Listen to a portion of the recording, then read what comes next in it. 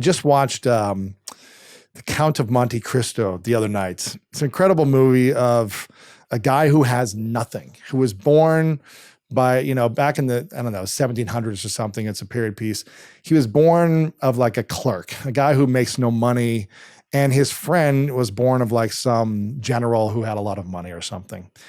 And this poor kid that grew up friends didn't have anything, but he had the world. He had no money, no possessions, but he just approached life as like, man, but here's a piece of string. Here's a rock that I can play with. Like I can just imagine the beauty of the world, and he appreciated everything, even though he had no money.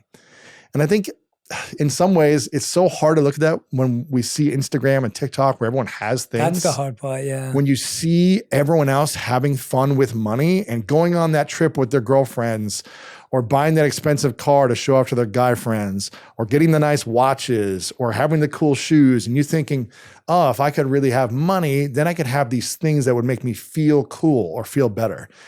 But if we can approach life and just be like, man, life is so good with what I have, that is true wealth. That is true abundance and happiness. And it doesn't mean you shouldn't strive to create more if you want more. If you want to have nice shoes or a nice watch, cool.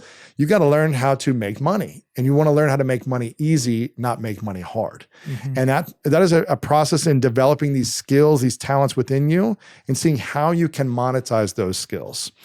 And I'm not saying don't splurge on certain things if you want to, but you have to understand the consequences. If you're going to splurge on something to have fun with friends or go on trips and spend this money that you maybe don't have, just know there might be a consequence to that later. If you have to use a credit card, you have to pay that debt with interest later. So just know there's a cost to splurging or spending when you don't have it. I'm a big fan of saving and investing so that you can have freedom in the future and feel rich continually, and not needing to buy things to feel richer. Yeah. What about this idea of, I want to make money quick. Like I just want to make $1 million in a week. I want to find that hack that solves my money problems. Like, what's your take on that? Is that possible? I've got money wounds, and it's because I wanted to make easy money in my past, not make money easy. And I don't know anyone that doesn't want to make easy money. Like our ego wants it to come to us now.